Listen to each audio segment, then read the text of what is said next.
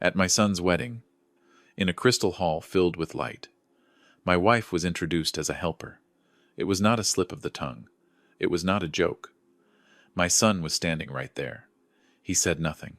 I held my wife's hand. I felt the familiar slight tremble. She smiled, as if she were used to being made smaller. I thought I was prepared for distance, for change, for growing apart, but I was not prepared for that moment of clarity. Sometimes what hurts most is not becoming poorer. It is being erased from your own family. If you have ever seen or lived through the feeling of being overlooked inside your own family, please subscribe to the channel. Leave a comment. Tell me where you are listening to this story from. As for me, I will tell you how it all began. From the moment I realized my wife and I had been placed in seats no one wanted to see. After that moment, I said nothing more. I learned long ago that in luxurious rooms, silence often speaks louder than protest. The glass ceremony hall reflected warm, golden light. Rows of white flowers stood in perfect lines, like a statement of flawlessness, where parents were meant to sit closest. My wife and I were guided to the back row. Near a side exit, the coordinator bowed politely, spoke softly. "This arrangement is more convenient." I understood what that really meant. Still, I nodded. Olivia sat beside me. She placed her handmade cloth bag at her feet. The dress she wore had no label. The stitching at her left cuff was slightly uneven. I was used to that. She never wanted to stand out. For Olivia, enough was a choice, not a lack. I looked around, shimmering gowns, tailored suits, laughter calibrated just loud enough to be noticed. We felt like two misplaced pieces in this picture. I thought about what Christopher had said on the phone weeks earlier. His voice was careful. Every word weighed. He told me I did not need to give a speech, did not need to stand up and congratulate anyone. "It keeps things cleaner," he said. I did not ask more. Sometimes a father chooses not to ask, to avoid hearing the answer he already knows. Olivia was the same. She only reminded me to bring a jacket. "The hall will probably be cold," she said. The music swelled. The bride and groom walked in to long applause. Jessica looked radiant, exactly the image she had always chased. Every step she took was calculated to draw attention. Christopher walked beside her. The familiar smile was there, but something about it felt stiff. I told myself it was just the pressure of a big day. I had defended my son that way for many years. Then, everything slipped. Jessica led a group of friends toward our section. Their voices were bright. Their eyes moved quickly, like they were taking inventory. Olivia stood first, out of habit. She always stood when someone approached, as if it were an unwritten rule of her life. I stood too, not out of courtesy, but because I did not want her to stand alone. Jessica looked Olivia up and down. I had seen that look before, many times, but never in front of so many people. She turned to her friends, smiled lightly, and said the sentence that froze the air. No raised voice, no emphasis, just one neat line, enough to place my wife beneath everything around her. I waited. I waited for Christopher to speak. Just one correction, one small gesture. He was standing right there, close enough for me to hear his breathing. But he said nothing. He nodded, very slightly. That nod was not for us. It was for the world he was trying to hold on to. Olivia did not react the way I expected. She smiled, lowered her head gently, the way she does when accepting a request in our small backyard. I felt her hand tighten in mine, then loosen. That was how she held herself together. I knew that sign. 30 years of marriage taught me when she was enduring something. I wanted to say so many things. But I also knew that at that moment, anything I said would be seen as out of place. More than that, I did not want to turn Olivia into the center of an argument she never wanted. I chose silence, not out of weakness, but because I was trying to preserve one last piece of peace for her that evening. The people around us quickly shifted topics. Attention drifted away, as if what had just happened were a detail not worth remembering. The music returned. Glasses clinked. I sat down, pulled the chair out for Olivia. She whispered that she was fine. I nodded, but inside me a door had just closed. No noise, no warning, just a quiet decision. I looked around the hall once more. The glass walls reflected us in the last row, small but unmistakably present. And I understood then. We were not seated by mistake. We were placed exactly where our son believed we belonged. From that moment on, I knew this evening would not end the way they had planned, not because I wanted to disrupt anything, but because the truth has a way of finding its path, even in rooms built to hide it. I kept my eyes on the ceremony hall, but my mind had left Palm Beach long before I realized it. There are moments when the present becomes too small to hold what is rising inside, and memory quietly finds its own way out. I looked at Olivia's hand resting on her lap. Thin fingers, a faint callus on her thumb. That mark did not come from diamond rings or crystal glasses. It came from earlier years, when we learned how to sacrifice without ever naming it. 30 years ago in Chicago, our apartment was on the 3rd floor. The wooden stairs creaked with every step. I worked during the day. At night, I took extra drafting jobs for a small shop. Olivia taught at the university. When night came, she graded papers and took on translation work. We did not talk much about being tired. We talked about Christopher, about his future, about the doors we believed education would open for him. The decision to send Christopher to boarding school did not come easily. The tuition was so high that we sold Olivia's book collection from her student days.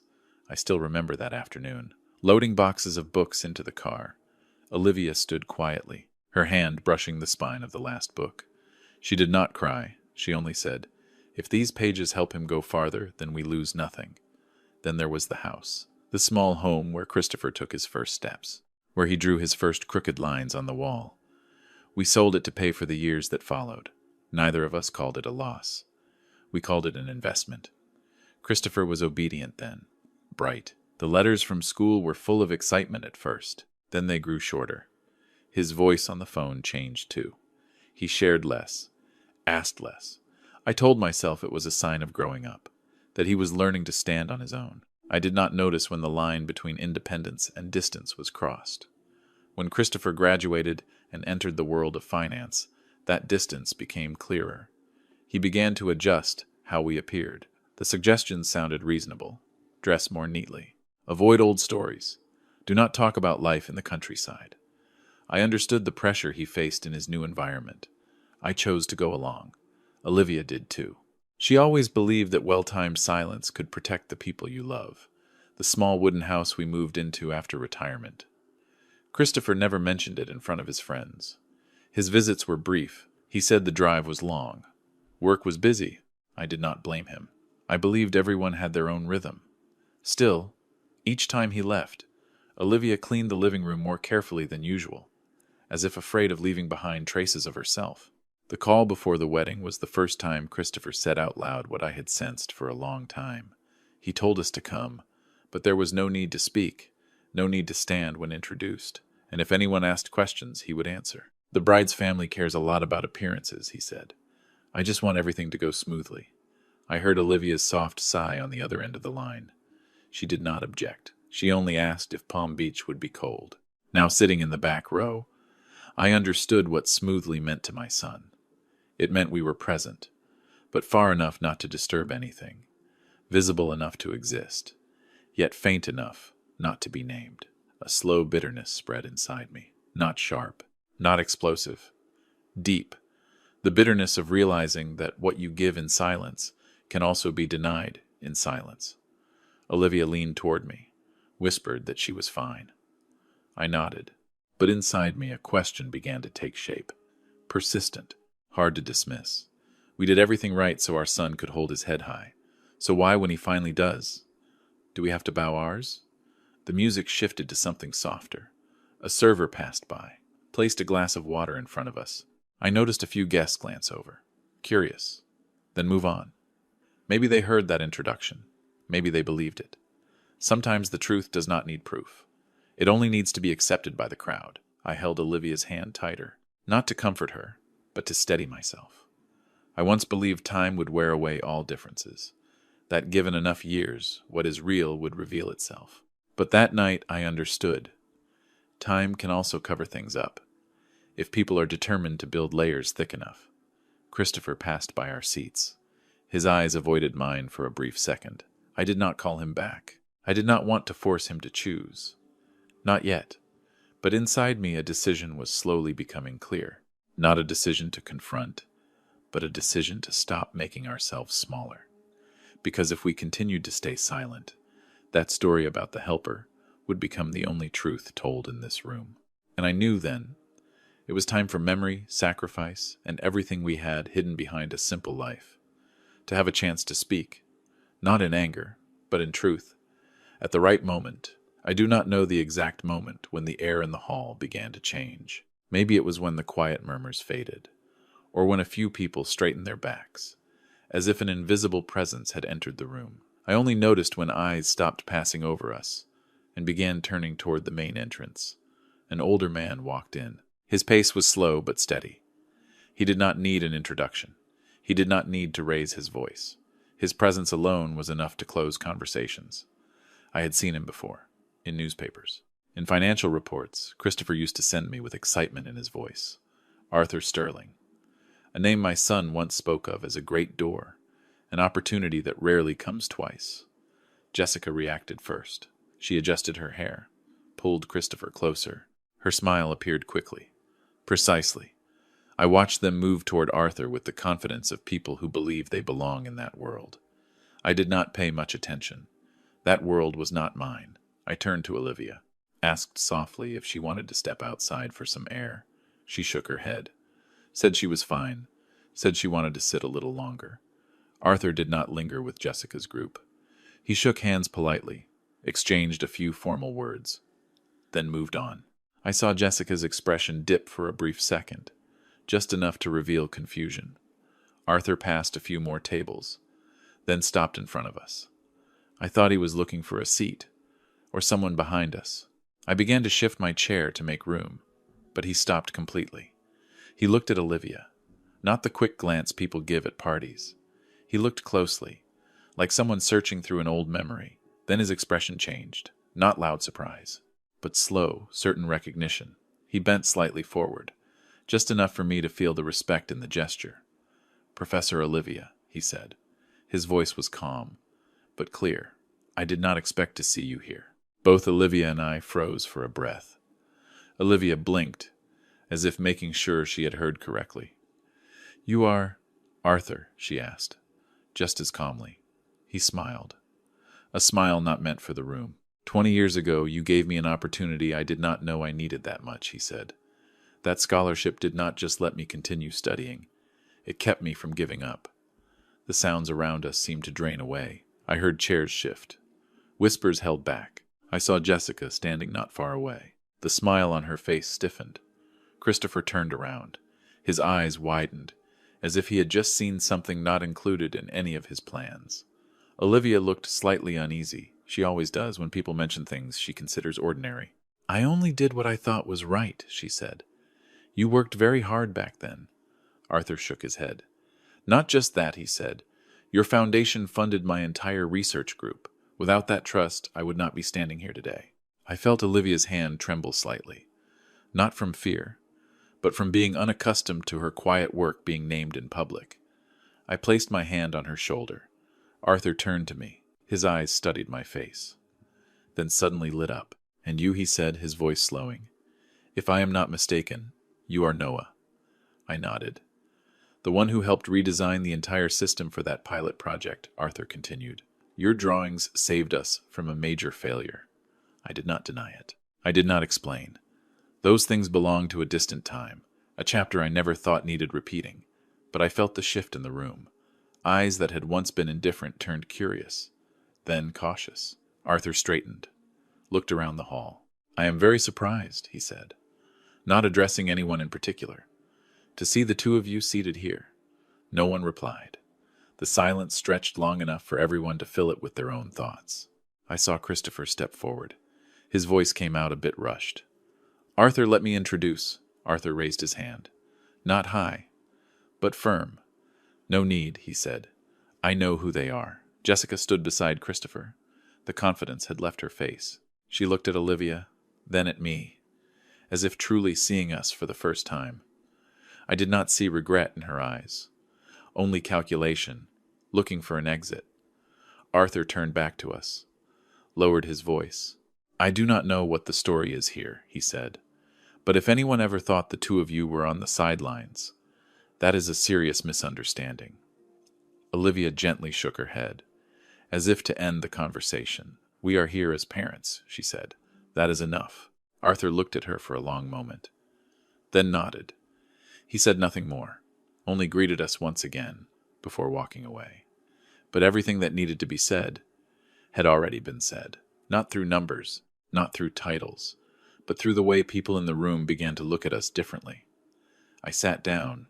My heart beat slowly, heavily. I knew that from that moment on, every mask in this hall had begun to crack. Not because we tried to expose anything, but because the truth, when called by its proper name, does not need to raise its voice, to make itself impossible to ignore. After Arthur walked away, the room did not return to what it was. The music kept playing, but it sounded as if it had been turned down half a beat. Conversations resumed, yet they no longer flowed naturally. I could feel it clearly. The way people looked at us had changed. They were no longer glancing past. They were looking closer, longer, as if piecing together the fragments they had just received, wondering what they had missed. Christopher stood still in the aisle for a few seconds. Then he walked quickly toward us. Jessica followed. Her hand rested on her husband's arm, a familiar gesture like someone steadying herself when the ground suddenly tilts. I looked at my son.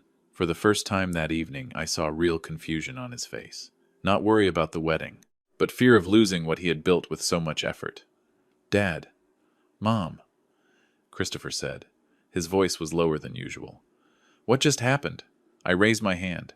Not high, just enough to stop him, not because I wanted to interrupt, but because I knew, if I let him continue, the apologies would come too fast, too arranged.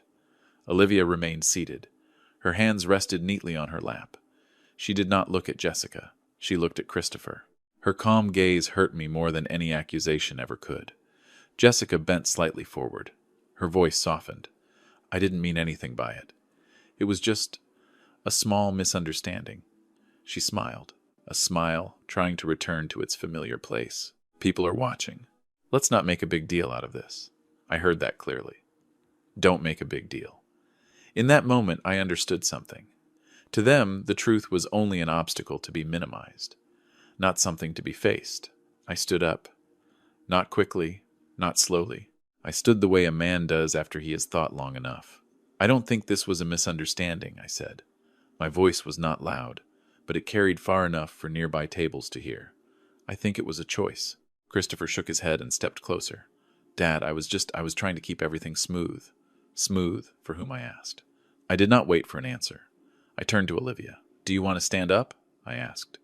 She rose slowly. She adjusted the hem of her dress. The familiar motion she makes when preparing to leave a place that no longer needs her presence. I reached into my inner jacket pocket, took out a thick, cream-colored envelope. No name on it. I had carried it all evening. Out of old habit. Part of me had hoped to give it quietly. This is our wedding gift, I said, holding it up. I planned to give it after the ceremony. Without anyone knowing, Christopher looked at the envelope. A familiar spark crossed his eyes. I knew he had guessed what it was. Jessica knew too. Her grip on his arm tightened. I thought, I continued, that as you build your life, a stable foundation would give you peace of mind.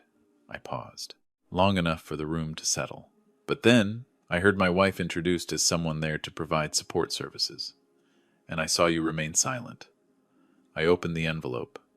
No one needed to see clearly. I knew what was inside. I folded the paper once, then again. The sound of paper was small, but in that silence, it was unmistakable. I tore it in half, then tore it again. The pieces fell into my hand. Light, meaningless. If keeping appearances requires making your mother smaller, I said, then this gift has no meaning. Jessica let out a very soft sound. Christopher stood frozen. I saw something collapse inside him, quietly, like a structure losing its support. I placed the torn pieces back into the envelope, folded it closed, like ending a chapter already read. Arthur had returned. He stood a few steps away. He did not intervene. He said only one sentence, enough that no one in the room could pretend not to hear. I need people who are not ashamed of where they come from, he said. That is the minimum condition for my trust. Christopher turned toward him. His mouth opened, then closed. Jessica lowered her head. Her eyes darted quickly, searching for an exit. I did not look at them again. I took Olivia's hand. Her hand was warm, steady, not trembling. We walked away. No one stopped us. The path from the back row to the main door had never felt so long, and never so clear. I heard whispers behind us, but they no longer reached me. I focused only on Olivia's steps beside mine. Outside, the old car was waiting.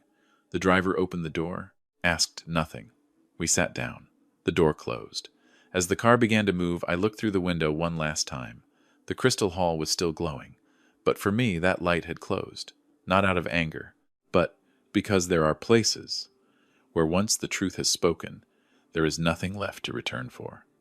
The car rolled away from the mansion gates.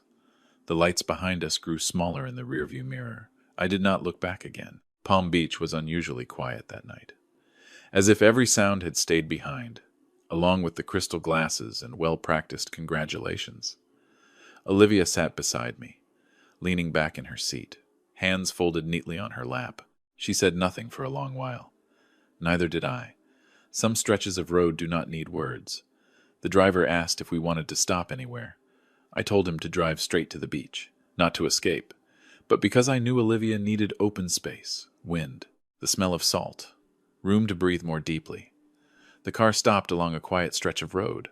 Sand extended into the dark. Waves moved steadily, unhurried. We got out, walked slowly, shoes in our hands. The sand was cool under our feet, familiar, more real than any red carpet. Olivia spoke first. "I'm sorry," she said softly. "I made you stand up like that." I stopped, looked at her. "No," I said. "I'm sorry I didn't stand up sooner." We sat on a wooden bench facing the dark water scattered with moonlight. I told her what I had been thinking the whole way there, that I once believed a parent's duty was to open the path and then step back. But stepping back does not mean allowing yourself to be erased. Olivia listened. She nodded, her eyes gentler. She did not blame Christopher. She did not excuse him either. She only said that everyone must learn their own lesson, in their own way. The days that followed passed quietly. We returned home. The garden was the same. Olivia trimmed the rose bushes. I fixed a loose section of the wooden fence. Life did not change direction suddenly. It simply returned to its usual rhythm, the rhythm we chose long ago. The phone rang a few times. I did not answer, not out of anger, but because I believe some things only become clear when a person is left alone with the space they created. News from Palm Beach reached us through acquaintances. The wedding continued, but no one spoke of it as a social triumph anymore. Christopher and Jessica faced unpaid bills and canceled appointments. I heard it, then let it go. I felt no satisfaction, no relief, only that these were natural consequences of choices made in public. One afternoon, Olivia handed me a letter. It was not long. Christopher wrote that he needed time. He did not apologize in the way I once expected, but he admitted he had been afraid. Afraid of losing his place, afraid of being judged, afraid of not resembling the people he was trying to blend in with. I folded the letter, placed it on the table. I told Olivia that when our son was ready to speak as a son, not as someone making a presentation, we would listen. The sun slowly set behind the trees. Olivia brewed tea, set 2 familiar cups on the table. I looked at her, the woman once misnamed in a room full of light, now sitting here calm and whole. And I understood something. We did not leave that wedding in defeat. We left with our dignity intact. That night, I wrote a few lines in an old notebook, not to record what was lost, but to remind myself of what was kept. I wrote that true wealth is not found in gifts given, but in the ability to withdraw them when they begin to harm what matters most. I wrote that when someone chooses a humble life, it is not because they have nothing to show, but because they know what does not need proving. Olivia turned off the light, wished me good night. Before closing my eyes, I thought of Christopher, not with anger, but with careful hope. Maybe one day he will understand this. Parents do not need to be lifted by titles. They only need not to be pushed down in exchange for someone else's approval. Outside, the waves kept moving. Steady, patient, I fell asleep with a simple thought, that we had done our part. The rest life would teach. And if there is one thing I am certain of, it is this. Dignity is not something that can be taken from you, unless you hand it over yourself. If this story made you pause, even for a moment, I hope you will support it with a like, subscribe to the channel, and share it so honest family stories like this can continue to be told. The lesson I learned is simple.